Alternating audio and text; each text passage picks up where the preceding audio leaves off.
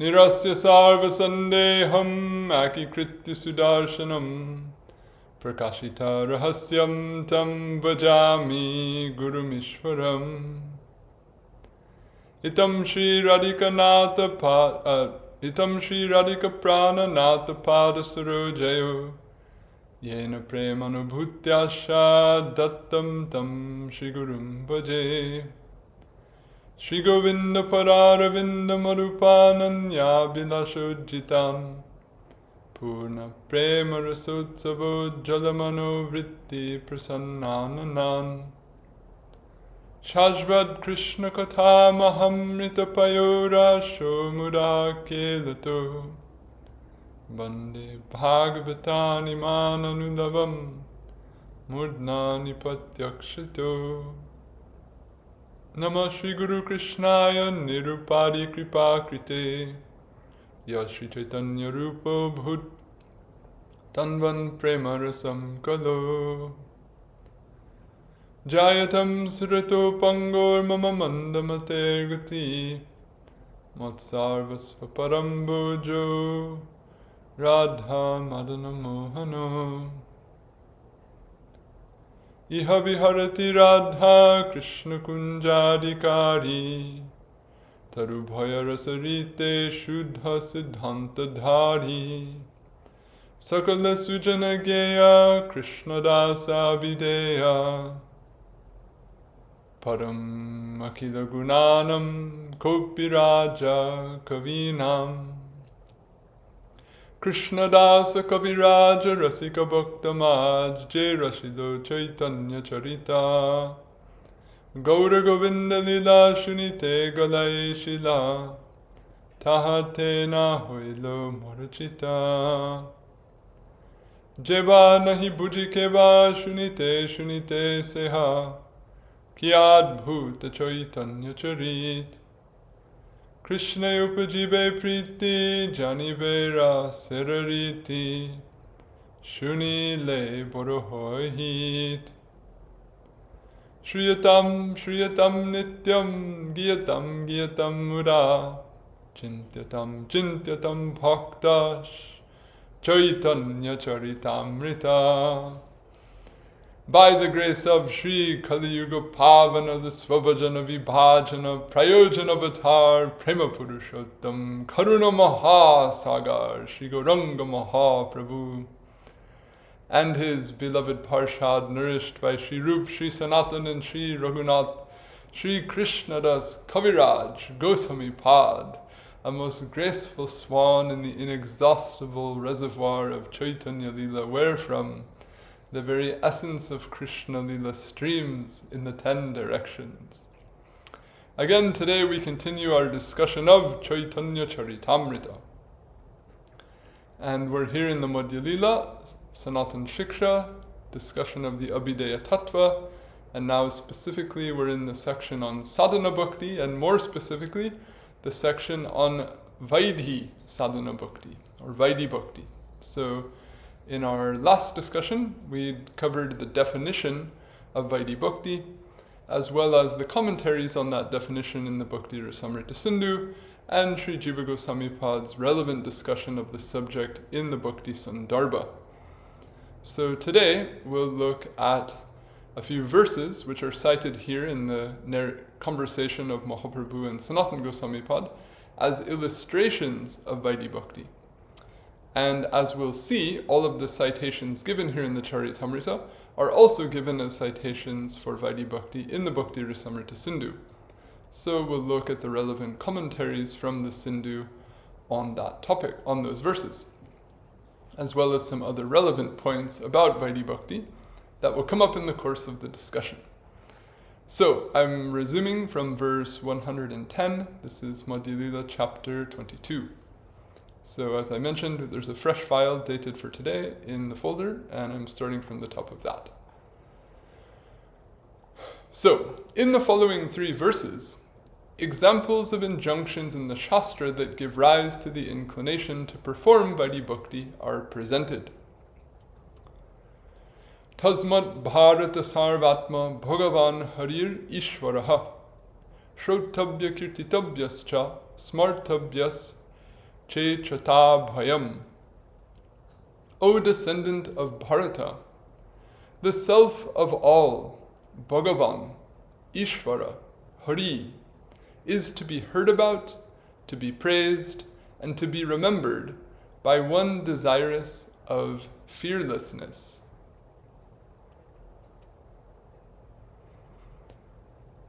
Sri Rupa cites this verse as the first example of an injunction that motivates the practice of Vaidhi-bhakti in Bhakti-rasamrta-sindhu. Sri Swami indicates in his commentary on this verse that it is spoken by Sri Shukadev in response to the first questions posed to him by Maharaj Parikshit. So in the Bhagavatam, when the conversation between Parikshit Maharaj and Shukadev Goswami starts at the very end of the first canto, then at that time, Parikshit Maharaj raises these are some of the points or statements that he makes at that time. So he says, Ata prichami sangsiddhim yoginam paramam gurum purushasyeha yat karyam mriyamanasya sarvata yat trotabhyam ato japyam yat kartabyam nribhi prabho smartabhyam bhajaniyam va bruhi yadva viparyayam. Therefore, I ask the foremost guru of the yogis about the ultimate accomplishment and what is by all means to be done for the sake of attaining that by a dying person. So he's the dying person, and this foremost of the yogis that he's talking about is the person he's speaking to, Shukadev Goswami, but he's speaking in third person about Shukadev to show respect, and he's speaking in third person about himself as an expression of humility. So he says, O Master, now please say what is to be heard, what is to be chanted, what is to be done, what is to be remembered, what is to be worshipped by human beings, and alternately, what is the opposite of all these? So he's facing his own imminent death, and he wants to know what to do. Because classically, from the Purvamimamsa, basis of the Uttarmimamsa and everything, dharma is chodana. It's, a prompting to perform a particular action. And as we discussed earlier, this whole chapter, the whole idea of the abhideya is synonymous with vidheya, that what the Shastra has to say is what you have to do. Those two things are synonymous. So he wants to just understand right to the point. He doesn't have much time. What is to be done, or said, heard, worshipped, etc. So he asks, and to get clarity on something, you also need to know what it's not in order to know that you're really doing what it is. So please tell me what to do and also what not to do.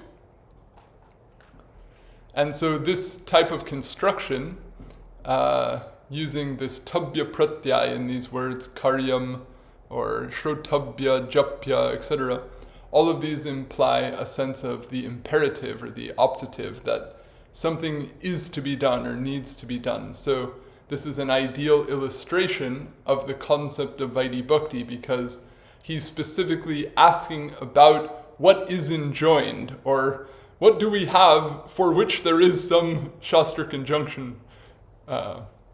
So that's likely one of the, because it's the central narrative of the Bhagavatam itself, and also grammatically it's precisely, using language that carries injunctive force, it serves as a perfect illustration of this idea of Vaidhi-bhakti. And as we discussed last time, Jiva Gosvami made a categorization that Vaidhi-bhakti is guided not just by injunctions in general, but by two types of injunctions.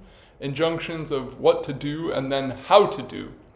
So this comes as an illustration of the first category, what to do. Sri Shukadev's statement in this verse under discussion answers this query of Maharaj Parikshit by indicating that Sri Bhagavan is to be heard about, praised, remembered, and worshipped. That is, bhakti to him is to be performed, and anything contrary to bhakti is to be avoided. So what is to be done? Bhagavad Bhakti. What is not to be done? What is not Bhagavad Bhakti? Sri Samipad further explains in his commentary on this verse how various characteristics of Sri Bhagavan that evidence the value and necessity of worshipping him are made known in the verse under discussion by the names used to describe Bhagavan. So this is a common rhetorical technique in Sanskrit literature where cause or meaning is conveyed simply by the manner of address. So you have here in the first line, Sarvatma Bhagavan Harir Ishvara, a string of 4 names that all refer to the same person. So you might say, isn't this redundant? Or, why do we need 4 names? You could have just said who, Sarvatma is to be heard about, to be worshipped, to be remembered, or you could have said Ishvara is. So why bother saying Sarvatma Bhagavan Hari Ishvara? So Samipad is saying that this string of names is included because these give explanations of the reasons why he is this. So by addressing him or speaking of him in this way, the implication is the causation, or by using the name, the reason for the injunction is explained. So this is how Samipad draws that out. He says, quote, he describes dearness or preshtata with the name the self of all, Sarvatma, since there is nothing dearer to anyone than the self, and beyond that, the supreme self. Beauty with the name Bhagavan, that is, he who is possessed of excellence, Bhaga. Compulsoriness of worship with the name Ishvara, that is, he who is the possessor and provider of everything. And being a remover of bondage with the name Hari, that is, he who removes. So why worship him? Why do we have to focus on him? Well, who's more dear to you than him in the first place? He's supremely dear to you, so what better person to focus on than that person? And he's most beautiful, or he has most excellent qualities, which are wonderful to be made conscious of. And on top of that, it's necessary to do this because he's the Ishvara, he's the provider of, as we'll discuss further and was discussed earlier in the chapter, because he's the origin of all these things. There's an incumbent duty upon those who originate in him to honor him. And he is Hari, which in this context is taken to mean that he will remove any suffering or any sin or any entanglement that you're in. So he's dear to you, he's wonderful, it's compulsory, and it'll save you from problems. So in other words, it'll be nice, it'll protect you from stuff that's not nice, and it's considered compulsory. So therefore, do it. In accord with a reference to the Bhagavad 10-13, in other words, a statement a few verses later in the same chapter, a verse in which Bhagavan is referred to as, quote, fearlessness, or in other words, where the word Abhaya is simply a name of Bhagavan, rather than an abstract state of being that the mind could enter, which is mentioned by Sri Jiva in his Sanatana-bhakti on the verse under discussion. Sri Chakravarti Pad comments on this verse as follows, with reference to its citation in Bhakti-rasamrta-sindhu. So, in other words, when this verse from the Bhagavad is quoted in the Sindhu, then Chakravarti Pad is commenting on that, and then he's pulling off of a point in the Krama-sandarbha in the way that he comments here on the Sindhu. And he says, Bhagavan is to be heard about by persons desirous of fearlessness, that is, of him, Bhagavan, he because of whom there is no fear produced by samsara and so forth. Thus, the inclination that motivates one to practice Vaidhi-bhakti is only because of the ruling of the Shastras explicative of the cessation of fear of samsara and so forth, and not rather because of intense desire for worship of Bhagavan as it is performed by his personal companions, as in the case of Raganuga Bhakti. This is the purport. So as we discussed last time, Shashe Naiva. How was bhakti defined?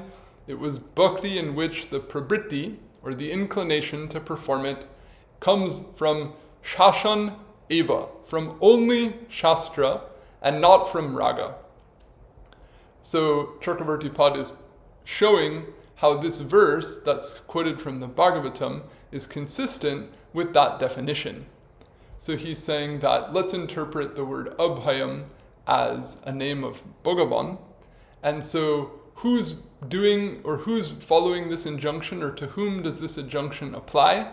Those who want fearlessness. In other words, those who want Bhagavan. And Bhagavan in what sense? Bhagavan as he who protects you from samsara, or he who protects you from danger, fear, or what have you.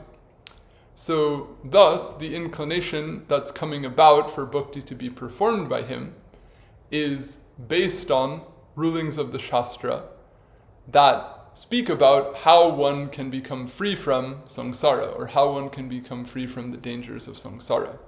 So he's saying that because of that mention of, quote, desirous of fearlessness, the sense is that it's not that they're desirous just of bhakti. It's not that they're desirous of brajabhav or, something like this. It's that they don't want to suffer. They're trying to protect themselves. They're preoccupied with that. That's the underlying desire for observance of this injunction, or this injunction is directed to those of that class. So because of that mention, he's saying that this thus serves to illustrate Vaidhi-bhakti in contrast to Raganuga Bhakti. The verse under discussion thus illustrates the first of the two types of injunctions Sri Jiva Pad mentioned in the aforesaid passage from Bhakti Sandarbha that impel the practice of Vaidhi-bhakti. That is, an injunction that gives rise to someone's inclination, prabritti, to perform bhakti to Sri Bhagavan. So, that's it. In other words, we're not going highly elaborate on this verse, but just what's the purpose of its citation? What is it illustrating? Here the commentators have demonstrated that. So, next, a second example of an injunction enjoining bhakti to Sri Bhagavan, also from Srimad Bhagavatam, is cited to further illustrate Vaidhi-bhakti.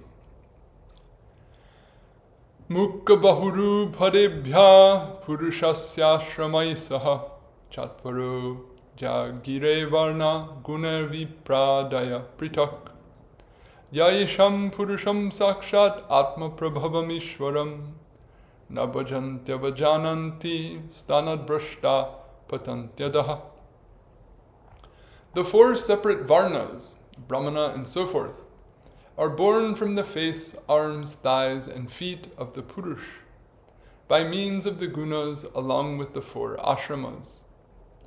Those among them who do not worship and thus disregard the Purush, Ishvara, the source of themselves in person, become deviated from their positions and fall down. This pair of verses was cited earlier in verses 27 and 28 of this chapter, and their general import was discussed in the commentary there.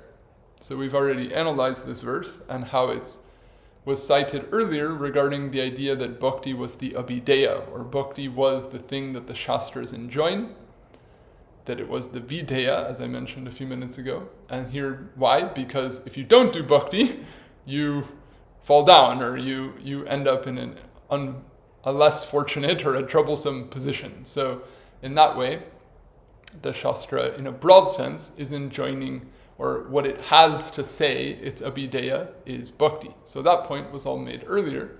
But now the same set of verses is getting quoted again, and in this case, as an instance of illustrating Vaidhi-bhakti specifically. So we'll look just at the aspects of the commentaries that relate to that aspect and purpose of its citation here. So in regard to the citation of these verses here, as an illustration of an injunction that gives rise to an inclination to perform bhakti, Sri Chakravarti Pad comments as follows.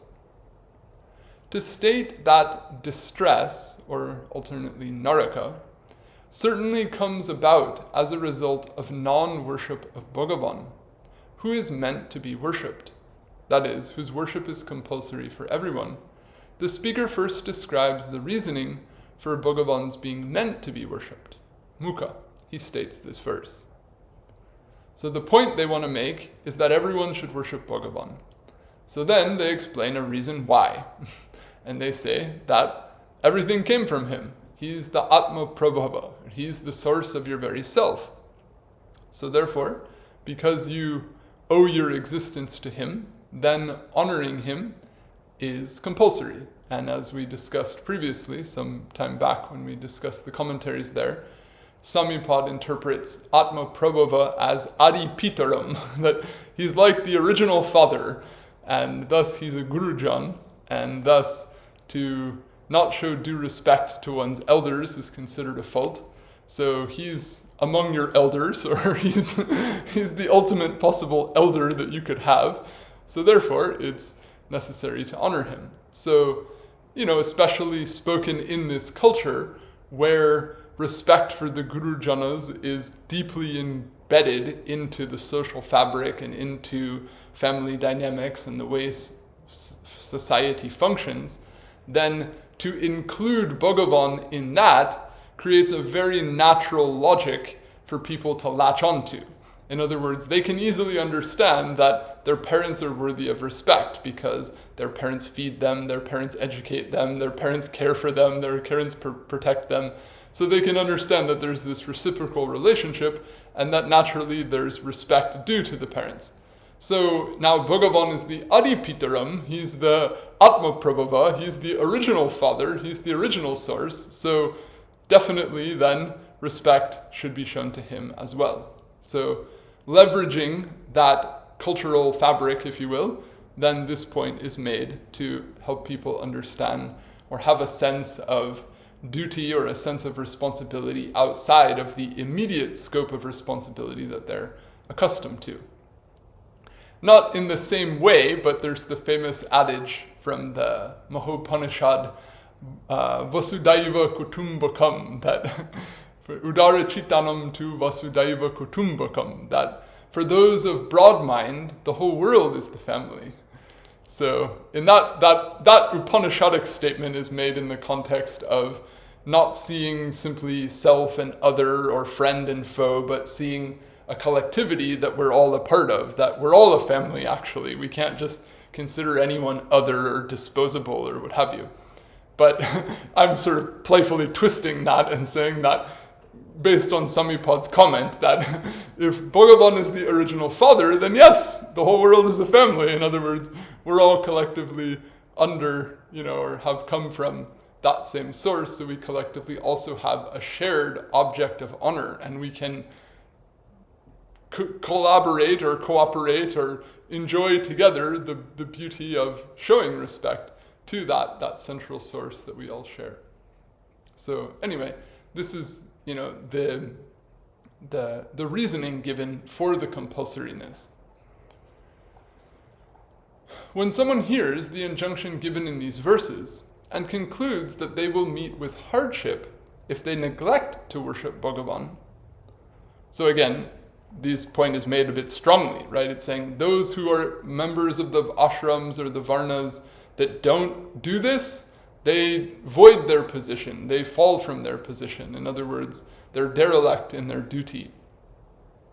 So when someone hears the injunction given in these verses and concludes that they will meet with hardship if they neglect to worship Bhagavan, then when they thereby develop an inclination to worship Bhagavan and proceed to do so, their worship is motivated by fear.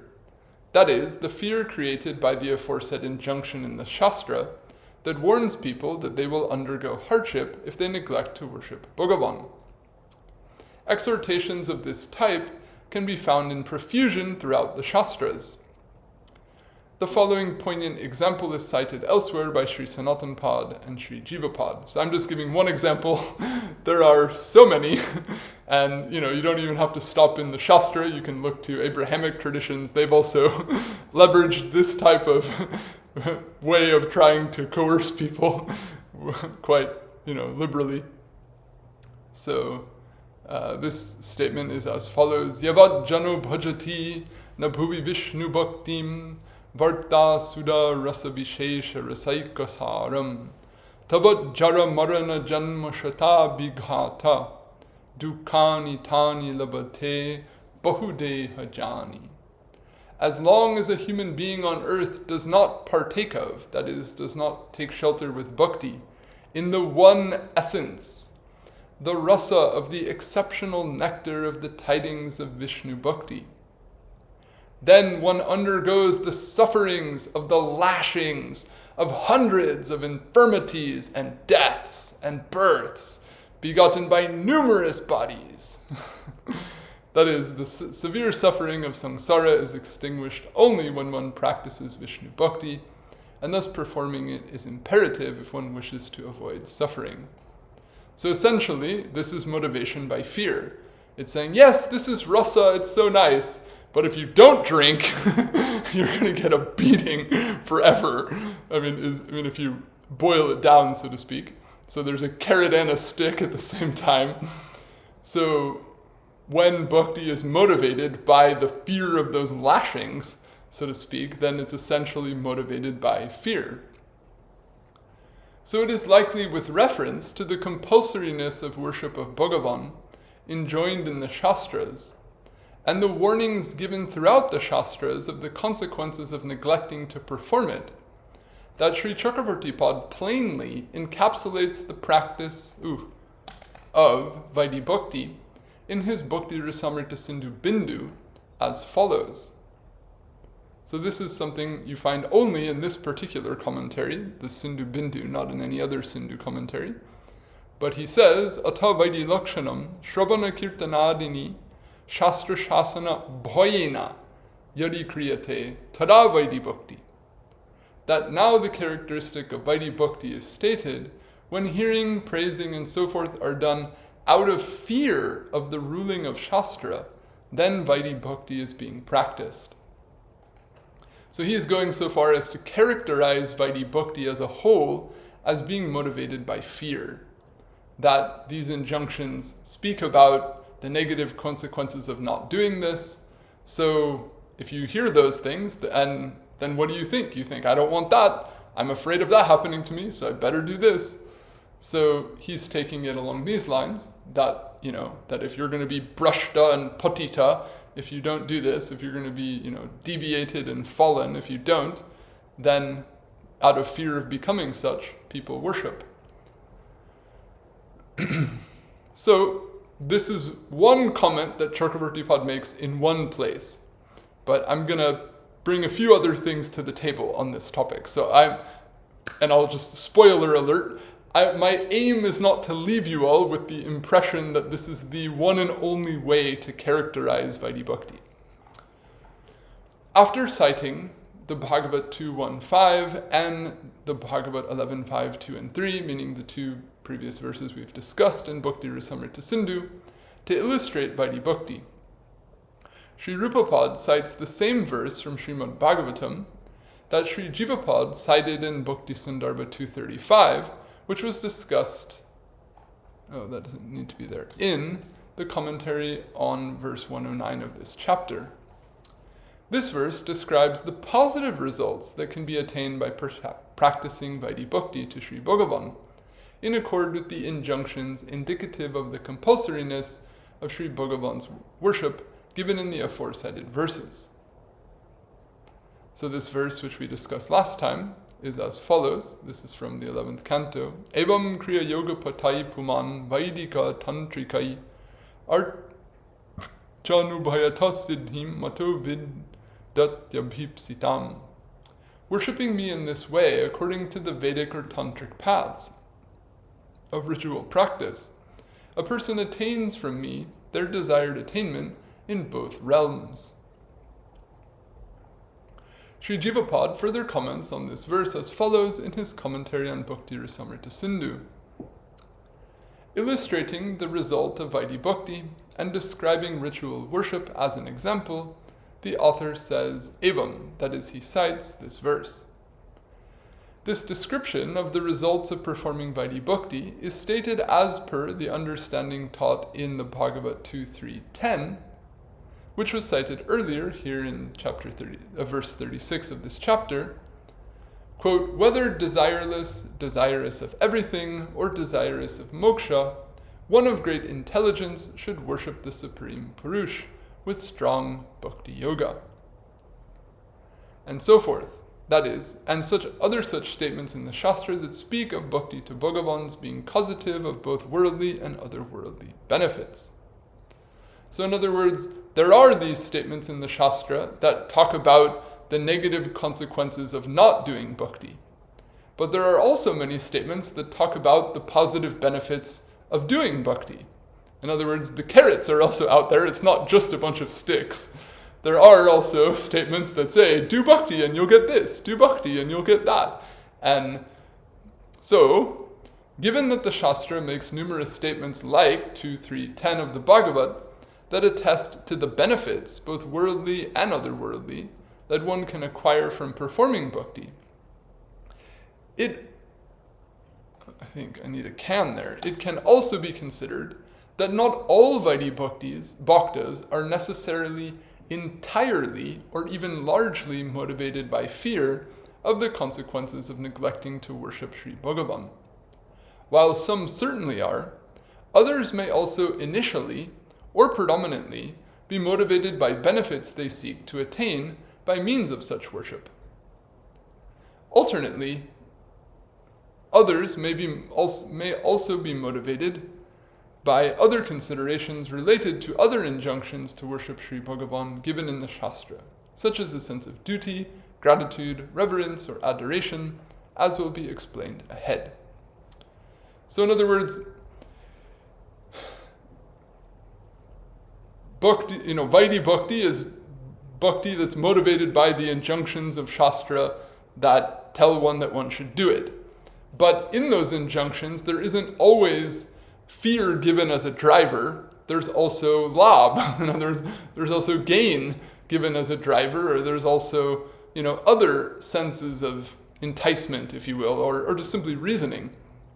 So, therefore, I'm, not that I disagree with Visvanatha Cakravarti in saying in that one comment that Vaidhi-bhakti is what is done when you're motivated by fear of these injunctions, but I fear, if you will, that someone might walk away from that analysis with the idea that all Vaidhi-bhaktas are doing nothing but being motivated by fear. And looking at the whole of the discussion of Vaidhi-bhakti throughout the various places, it doesn't seem that that really represents the entirety of the potential or the entirety of the scope of what Vaidhi-bhakti is about.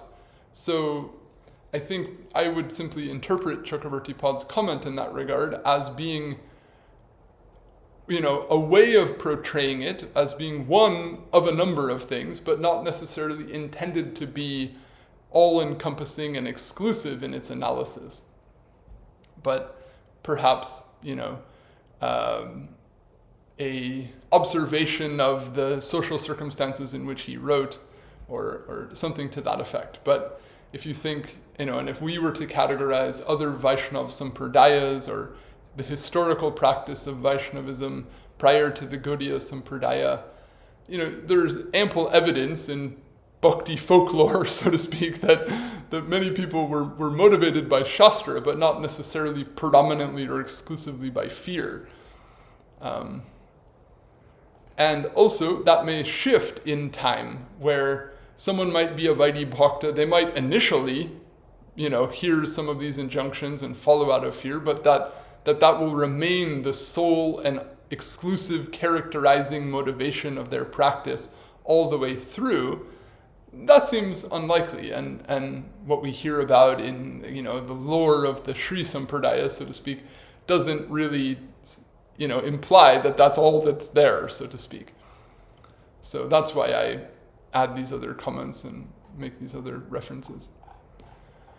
Sri Jiva Pad also sees it that the following statement of Sri Rupa Pad in Bhakti-rasamrta-sindhu is meant to be read after the citations of the aforecited verses from Srimad Bhagavatam, even though it is placed before them in the text itself.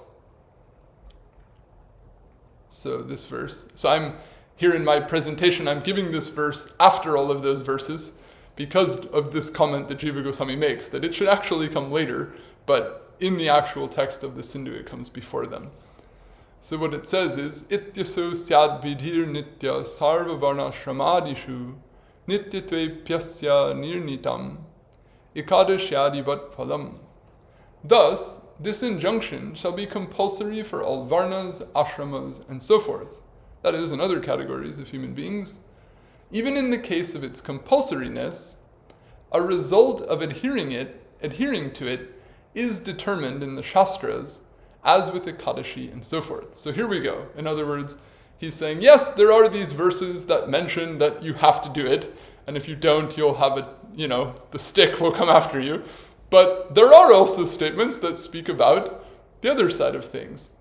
In other words, that in the case, there's also an indication that it's not just do this, or if you don't, you get something bad, but there's also benefit from doing this. So similarly, when it speaks about following Ekadashi, there's a statement about it being compulsory to follow, but then there are also many statements that talk about how, fast on such and such Ekadashi of the year and you can get such and such benefit. Those are not things I keep tabs on. I think today's day is Kamika Ekadashi or something. So, read up on that and you'll get whatever is promised related to that Ekadashi. So that's what he's referring to. So Sri Chakravarti Pad comments on this statement as follows. Even with the established fact of the certainty of the compulsoriness of worship of Sri Bhagavan on account of hearing of the occurrence of sin in the case of non-performance thereof, there is also a positive result attained by performing worship of Bhagavan, as with Ekadashi and so forth. That is, as rights are enjoined for performance on days related to Bhagavan, like Ekadashi and Krishna Janmashtami, and there is said to be both a sinful consequence for neglecting to observe these rites, and favor various worldly and otherworldly benefits from aptly observing these rites, so the general injunction for all varnas, ashramas, and other categories of human beings to perform worship of Bhagavan causes both a sinful effect when neglected and various positive benefits when observed. Sri Jivapad further explains in this regard that after showing through the aforesaid verses the full spectrum of benefits that can be attained by means of Vaidhi-bhakti, meaning after showing that sin is negated and various worldly and otherworldly benefits, such as entrance into higher planes within the realm of samsara and liberation from samsara can be attained by means of Vaidhi-bhakti, Sri Rupapad cites another verse from the Pancharatra to show the ultimate result that can be attained by practicing Vaidhi-bhakti. So he says, Surarshe vihita shastre harimuddeshaya kriya saiva bhakti riti prokta taya bhakti para bhavet. O Surarshi, meaning O Narada. Sura here means Deva, so as he's usually called Devarshi, here they use the phrase Surarshi. O Narada, only that activity for the sake of Hari which is enjoined in the Shastra is called Bhakti. By that, paramount Bhakti, that is Prema Bhakti, can become manifest. So here it's saying, by doing Bhakti you can get Prema Bhakti. So not just, don't do this or you fall down, saying, if you do this, you can get Prema Bhakti. So Sri Rupapad's intent in presenting this citation is to stress that although Vaidhi-bhakti can produce various worldly benefits, its primary purpose and the ideal reason for practicing it is the attainment of Prema Bhakti. Later in Bhakti-rasamrta-sindhu, Sri Rupapad also presents illustrations of attainment of Bhava-bhakti and Prema Bhakti by means of Vaidhi-bhakti. The first of these is a set of statements made by Sri Narada as he recounts the events of his previous life to Sri Vyas. So this verse was spoken to Narada, and then we have the examples of Narada himself as a Vaidhi-bhakta who achieved Prema Bhakti by means of following the path of Vaidhi-bhakti. So why do we classify Narada as a Vaidhi-bhakta? then these statements in the Bhagavatam are the reason. So it says, Tatran Baham Krishna Katha Pragayantam Anugrahin Nashrin Navam Manoharaha Ta Shraddhaya Me Anupadam Vishrinvata Priya Shravasyanga Mama Bhavad Ratihi Itam Sharat Prabri Shikavritu Harer Vishrinvato Me Anusavam Yasho Madam Sankirtyamanam Munibhir Mahatmabhir Bhakti Pravritatma Rajastapopaha. There, day after day, I heard mind-captivating narrations of Krishna by the grace of those singers thereof. That is, the sages who were visiting the place where I lived with my mother who served them during the day. While listening attentively to every word or at every moment with Shraddha, O dear one, Rati, for he whose glory is dear to me, arose in me. So he's saying, every day I heard those sadhus singing about Krishna. I listened to every word, and as I listened, then Rati came into my heart. Bhav came to my heart. In this way, regularly hearing the taintless glory of Hari, being aptly sung by those magnanimous sages throughout the monsoon and autumn seasons, Bhakti, in this case meaning prema, dispelling of rajas and tamas from the mind, arose in me. Elaborating on Sri Jiva Pad's comments, Sri Chakravarti Pad explains in his commentary how these verses illustrate the attainment of bhava and prema bhakti. Sri Narada says there, hearing those mind-captivating narrations every day by the grace of those singers of narrations of Krishna, that is, the sages who were visiting, Rati, for he whose glory is dear to me, arose in me. Quote, by the grace of those sages means that in the form of their order, in accord with the Shastra, quote, this narration of Sri Krishna should be heard by you too. So in other words, Rupa Gosvami, as the commentators are showing, are extracting from this statement in the Bhagavatam, although it's not literally there, that these sages must have told the boy to listen. In other words, if these sages are spending a few months in this place, and this one lady who lives in the area is volunteering to do some service for them, and then this boy is coming and listening every day, the sadhus must have said something to the boy. They must have at some point advised him that you should listen to this. So then by that inference, he's saying that thus Narada was listening to these narrations every day. He was coming every day because he'd been instructed by the sadhus to do so. So he'd received this order, and even though this isn't an order of the Shastra directly, it's an order of a sadhu to Narada, it's nevertheless an order of the Shastra in the sense that the Shastra enjoins Shravana as a primary form of bhakti. So the sadhu is simply speaking the order of the Shastra to the boy Narada. So in this way, whether the boy knew it or not, he is following this injunction of the Shastra to hear Bhagavad Katha, and then just by hearing that, and the implication of, quote, mind-captivating narrations being that this melted his heart, this charmed him, this captured him, and thus to the extent that bhava manifested within him.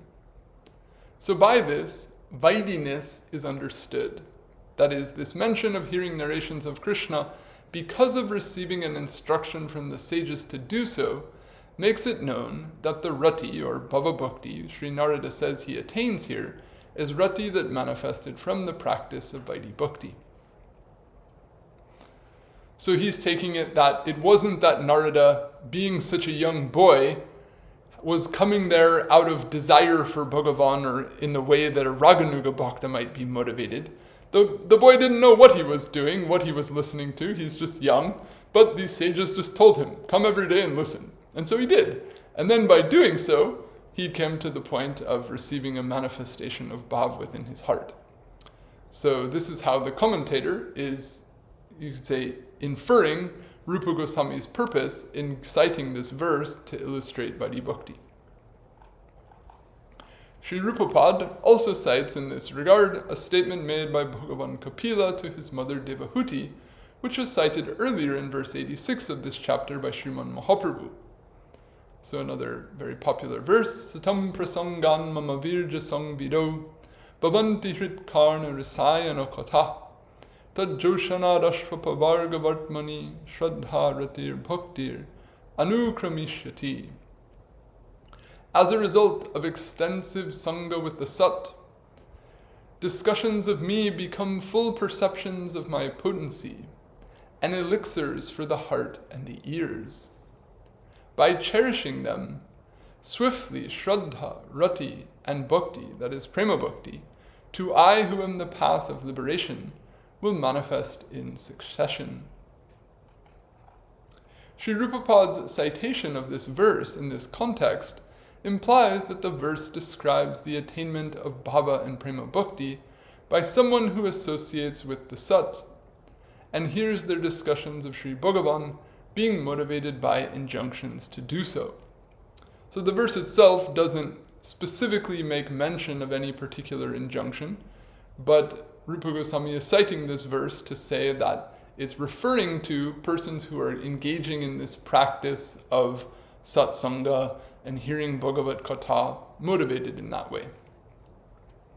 So that this verse then speaks about Rati or Bhava Bhakti sequentially manifesting, so it thus serves also to illustrate that by following the path of Vaidhi-bhakti, one can reach the state of Bhava Bhakti. To illustrate specifically Prema Bhakti manifesting from Vaidhi-bhakti sadhana, Sri Rupapad cites the following statement from Srimad Bhagavatam, which Sriman Mahaprabhu learned from his guru, Sri Ishvara Puripad, and cited in his conversation with the acharya of the Tattvavadi community in Udupi. In other words, if you're reading the Caitanya-caritamrta sequentially, you've already heard this verse twice, but it's coming up now because it's relevant. So, Evam vrata supriyanama kirtya jatanurago druta chitta uchai hasyattaro roditi rotigaya tunmadavan rityati lokavaja. One whose right is so, in whom anurag has manifest, by chanting the name of one's beloved, and who is thus of melted heart, loudly laughs, cries, shouts, sings, and dances as though mad, oblivious to society. Elaborating on Sri Jivapad's comments, Sri Chakravarti explains how this verse illustrates the attainment of Prema Bhakti from Vaidhi-bhakti sadhana in his commentary. So, quote, one whose right is so, evam vrata, refers to one whose right is in regard to the sadhana that is so, meaning the sadhana with the manner stated in the prior statement, that is, in the preceding verse in the Bhagavatam. By this, because of a relation with Vaidhi, that is Vaidhi-bhakti, meaning because sadhana was performed as a rite, which implies it was performed in accord with an injunction from the Shastra, premas being produced by Vaidhi is stated. So he's interpreting that the fact that it's saying evam vrata, that following this vrat that I had to do these various practices of bhakti and singing the name, then anurag manifested in my heart. Or anurag came to me. Then the idea is that he was practicing based on some injunctions, so therefore this verse illustrates Vaidhi-bhakti. Because of the mention of Krishna's being beloved here, in the phrase, quote, by chanting the names of the beloved, Priyanama Kirtya, the chanting of his names mentioned in this verse being manifest from bhava is stated. So he's trying to use this verse to illustrate Prema Bhakti. So he needs a verse that is showing not just Bhava Bhakti, but someone going from Bhava Bhakti to Prema Bhakti. So this is how he's pulling that out and saying that because Bhagavan is spoken of here by the name Priya, there's the implication that the person already has Bhav. because Bhagavan isn't, so to speak, truly someone's priya if they're not a bhava bhakta. So if Bhagavan is now priya, that means the chanter is now a bhava bhakta, and because he's evam vrata, or because his rite is such, he's also a Vaidhi-bhakta. So now we have a Vaidhi-bhakta in the stage of bhava bhakti, and then jatanurag, and then anurag is coming to him, so therefore anurag is prem, therefore this illustrates the manifestation of prema bhakti. So this is how this verse is being set into the system of categories in the Sindhu.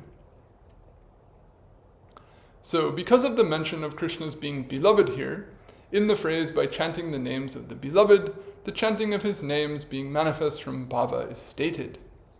Because of the mention of, quote, ownness related to the beloved, as per the mention of one's, that is, it says sva-priya nama.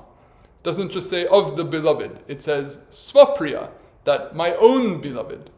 That is, because Bhagavan is described as one's beloved, that is, the beloved of oneself, meaning the chanter, prema's being endowed with mamata, or minus, is stated.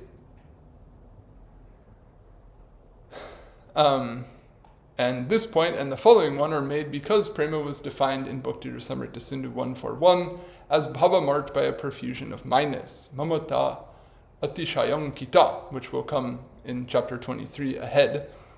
As per the mention of, quote, one in whom anurag has manifest, that minus being abundant is stated. So in other words, he's pulling all the features out of the definition of prema and then reading them into this verse as well as reference to Vaidhi-bhakti, and then using this as an illustration. So, let me see, I'll just read a little bit more. In this regard, a question may arise. Once a Vaidhi-bhakti sadhaka attains bhava and prema bhakti, does the ruling of Shastra still function as the basis of the bhakta's inclination to perform bhakti? So, as a sadhaka, the person was motivated by this pravritti of the ruling of the Shastra. But now we're hearing about he's laughing, he's crying, he's mad, he's oblivious to society, his heart is completely melted. So at that stage, is he still driven by the Shastra? If he's oblivious of society entirely and acting wildly, do we really need to say that now he's still driven only by the motivation of Shastra, or the Shastra's ruling? So this query may arise. So Sri Rupa addresses this point in the Sindhu as follows.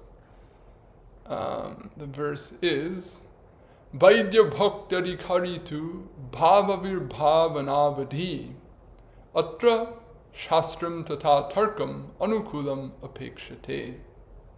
A bearer of eligibility for Vaidhi-bhakti, on the contrary, depends upon Shastra, meaning the injunctions from the Shastra, and favorable reasoning in this regard, that is, in regard to the cause of their inclination to perform bhakti, until the appearance of bhava. So in other words, the pravritti that is said to characterize Vaidhi-bhakti sadhana, it characterizes a person who's in the stage of practicing sadhana-bhakti, loosely what we call a sadhaka. But once someone reaches the point of bhava bhakti, then that's no longer the pravritti for their activity. In gist. So, let's see. I think I'll stop here because there's some interesting points on this coming up, but we won't be able to get to it all in one flow. So I think it'll be easier to comprehend if we discuss all the relevant points in regard to that query in one session. So I think I'll pause here for today. So in summary, what we covered is illustrations of how from the sadhana of Vaidhi-bhakti, bhava manifests, prema manifests, and at that stage, that pravritti that propelled the sadhaka falls away. But in the initial stage, the pravritti that arises to perform Vaidhi-bhakti, the underlying basis of it can be fear, or through the other citations that we mentioned, it can also be gain, or the interest in achieving whatever benefits one has heard can be had from performing bhakti. And as we know, Uttama Bhakti is defined as anyabilashita shunyam, so the whole underlying premise of all of this is that there's a gradual shift, or in other words, there's some initial inclination that motivates the person to take up the process, and then as they engage in the process, as the effect of the process unfolds, as Chitta Shuddhi occurs, as the sanskar for bhakti deepens, then what remains the motivation, becomes what is of the essence of bhakti, so to speak, and these peripheral considerations gradually fall away to the extent that someone progresses on the path. So the last thing I'll just say is that point of Chakravarti Pad that he makes about Vaidhi-bhakti being motivated by fear. One last little bit about that is that that's a statement he makes in the Sindhu Bindu, where he's writing super abruptly. He's doing very short summaries of content. So that's another reason that I don't feel that statement necessarily encapsulates the whole of Vaidhi-bhakti. It encapsulates it in the sense of it highlights the prominent aspect of it, but to say that it defines exclusively the totality of it, I don't think is his intent. And I think the other verses and passages relevant to the subject that we've quoted demonstrate that. So I'll conclude here. If anyone has comments, questions, corrections, or any other feedback, please feel free to share.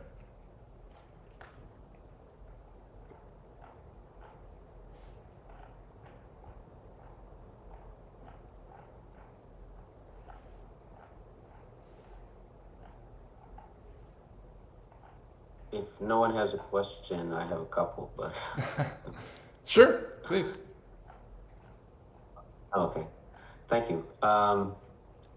So first, I have my first question. Especially here in the Western world, right?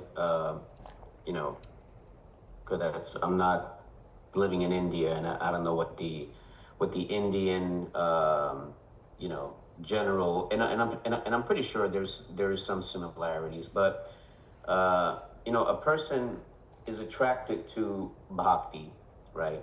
And they're attracted to this aspect of, as you mentioned, the carrots, and they're also motivated by the sticks. The sticks meaning, and they've also experienced the sticks in life, and like I've spoken to a lot of people, and a lot of people express that they have suffered so greatly in life, but through this bhakti process, they're getting some experience of happiness, and a lot of descriptions, like in Bhakti-rasamrta-sindhu and Hari-bhakti-vilas, the glories of performing the different angas of bhakti. You get all these different benefits.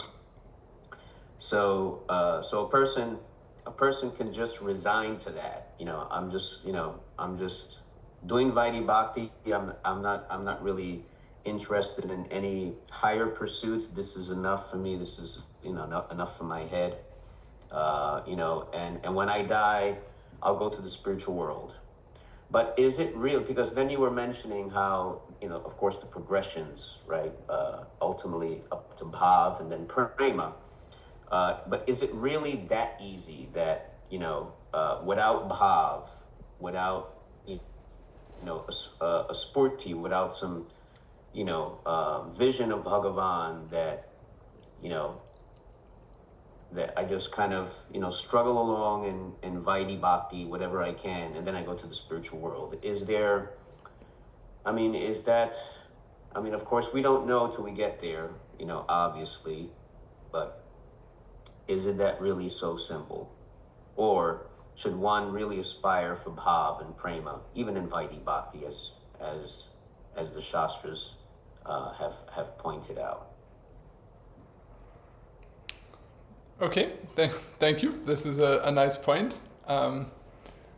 So I'll say that from what we hear elsewhere in the Bhakti-rasamrta-sindhu, it is possible for someone to have what you could, what would be the faintest sense of pure bhakti or of a sort of blissful form of bhakti and enter into Vaikuntha, right? We hear about even certain categories of persons who practice bhakti mixed with gyan, whose primary motivation is moksha, and who use bhakti as a means to that, and that they also in some cases attain salokya mukti, and they may enter into the domain of Bhagavan and have some distant reverential role, kind of like a citizen within a kingdom in relation to him.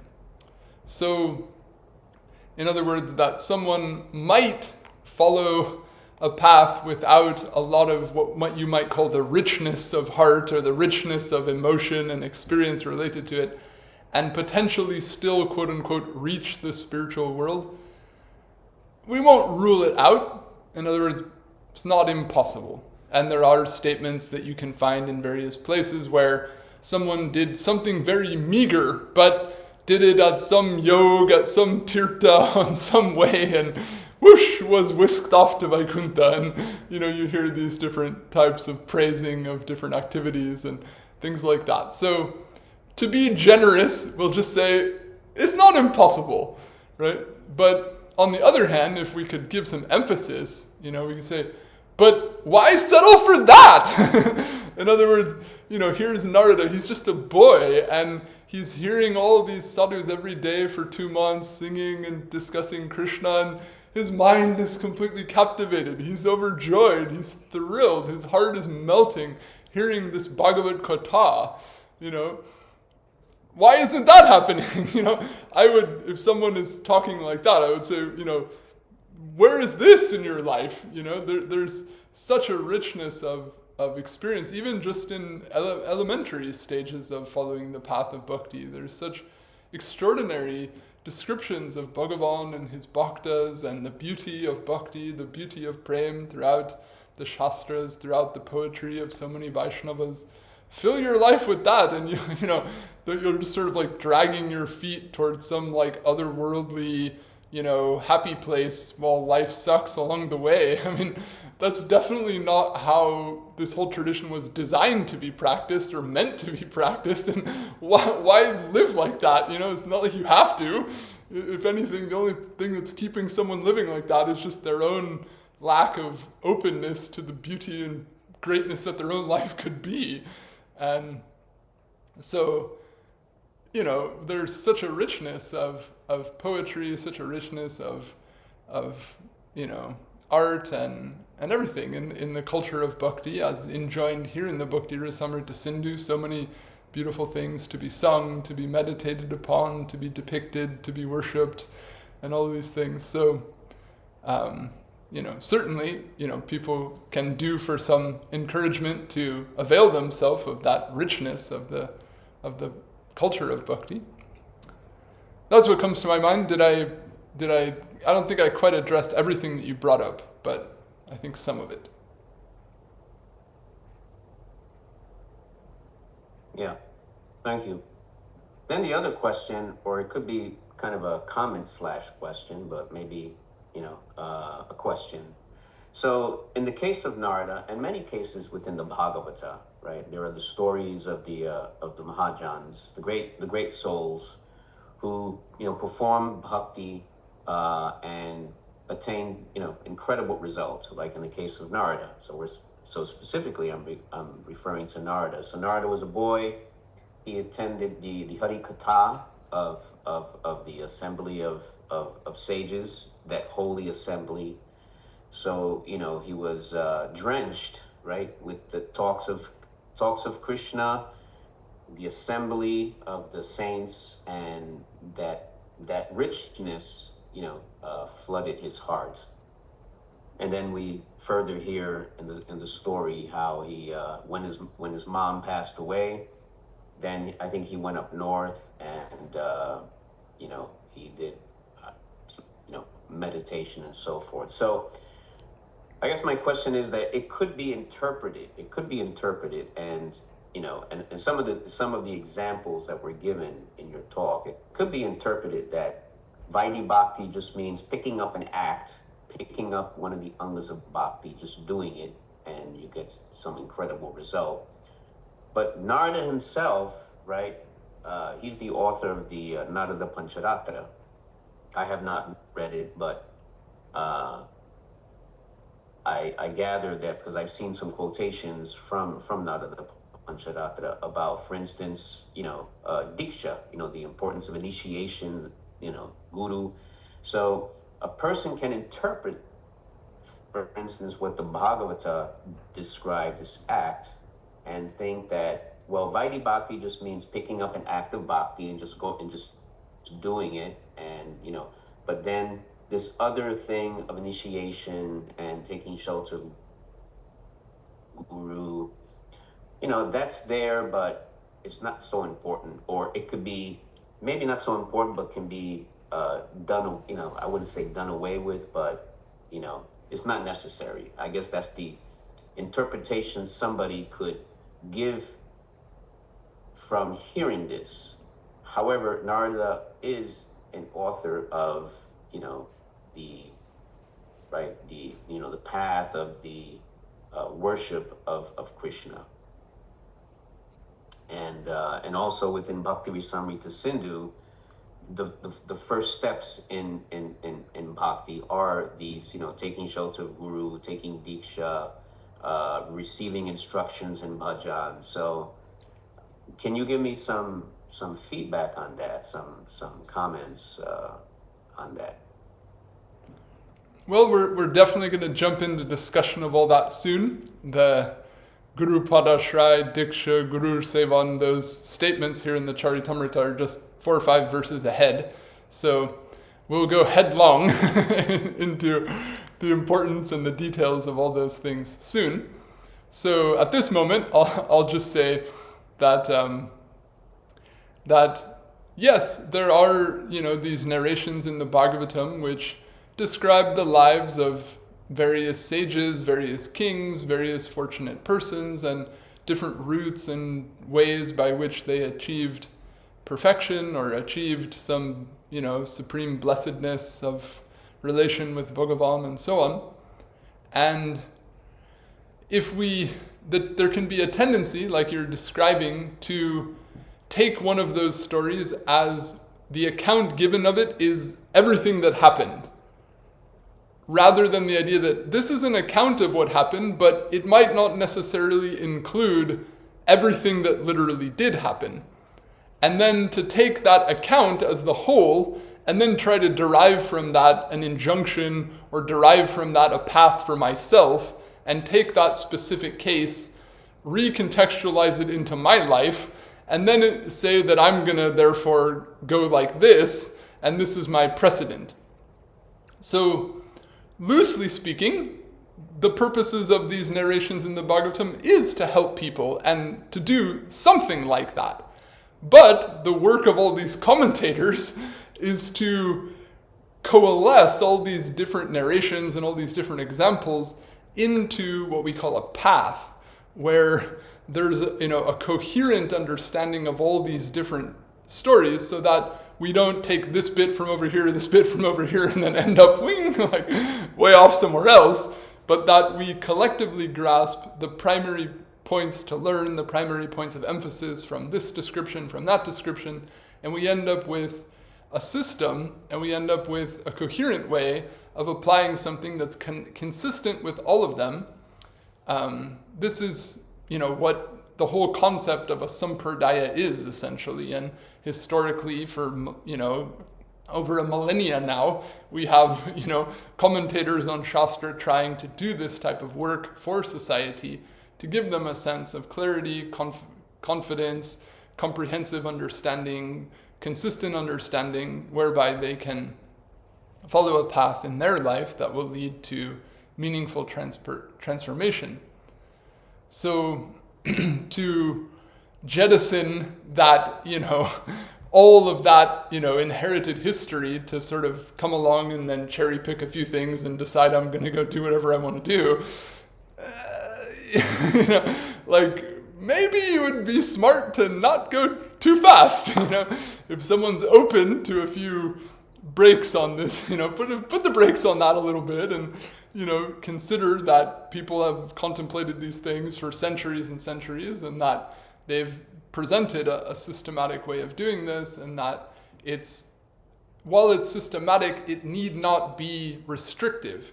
And one of the tensions historically is that systems end up becoming excessively static, excessively stagnant. There becomes certain fixed interpretations of a system that lead to things that do repress the individual or do repress the potential for practice on an individual's life in a way that might not be exactly the way it's been practiced in the immediate historical past. So sometimes the tendency for people to want to reconfigure is because the process, or quote, the path, has actually been presented to them not really as a path, but as just a package that they have to force fit themselves into. So one of the historical challenges of organized religion is to present a set of guidelines for people that can support them in their spiritual maturity and expression, rather than repress them in the name of supporting them. And whether that is actually successfully achieved is not guaranteed. So who are the social authorities that any one individual at any one point in history have met, who've quoted them whatever text is said to be authoritative in whatever culture they are, and whenever they've represented that in a way that isn't actually just to exploit the person into becoming an admirer or follower, or whether it's really to genuinely serve and support that person's spiritual growth, there's no guarantee of that, sadly. So some of that kind of John Wayne approach can, grow out of that. So we want to be sensitive to the feelings of individuals. We don't want to force fit our, sampradaic confinement on them, or sort of force the sense of there being an authority on these things, but at the same time also encourage people not to jettison a whole centuries and centuries of refined wisdom just because on a whim they like this or they prefer that. So it's very complex. And every individual circumstance requires attunement to speaking to an individual and understanding what's driving them, what's inspiring them, and then trying to connect with them in a way that will lead to an enrichment in their personal practice.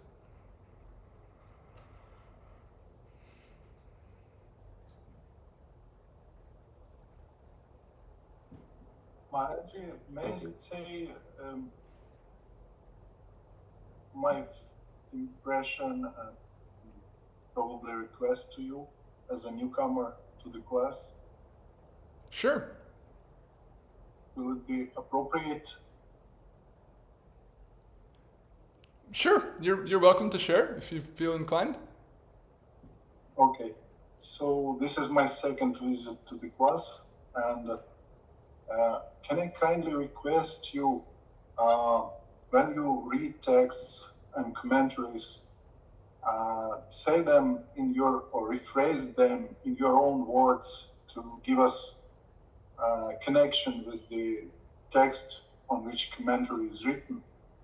And broadly speaking, give us context of that commentary on text, because we are speaking of Sri Caitanya-caritamrta, and for me now it's not understandable how all these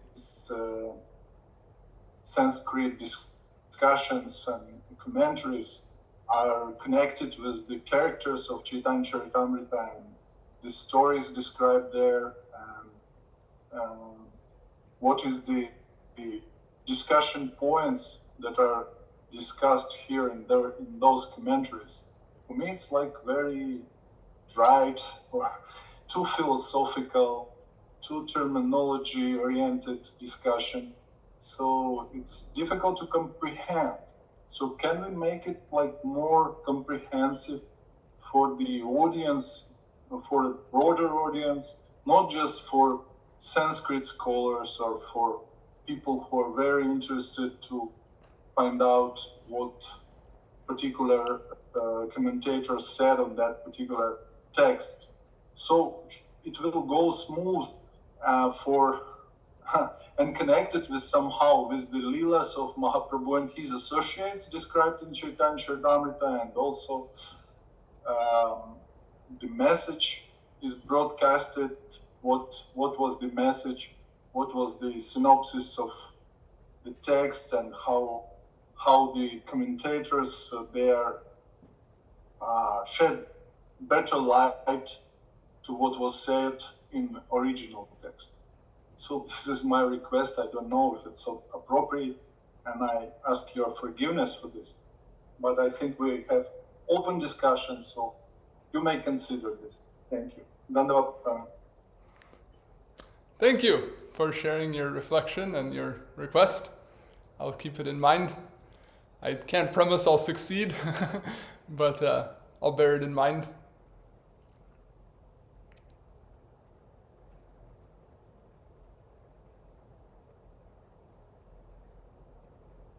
Yes, another hand I see.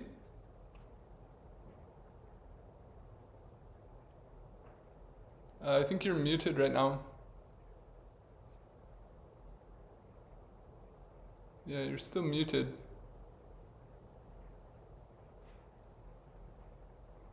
Can I unmute you?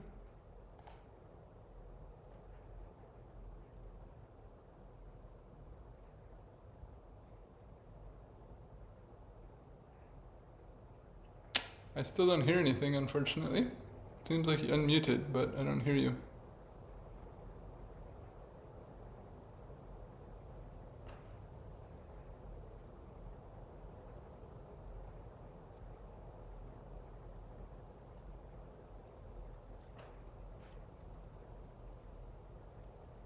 Okay, yeah, mic problem. All right, no worries. Maybe next time. All right, well, I think we've gone plenty long, so if that's it for today, then we can leave it at that. Vaishnavebhyo namo namo. Jai Shri Guru, Jai Shri Gaur, Jai Jai Radhe Shyam.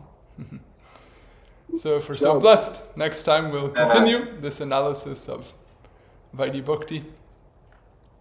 All right. Done that. Thank you, Baba. Jai Radhe, thank you.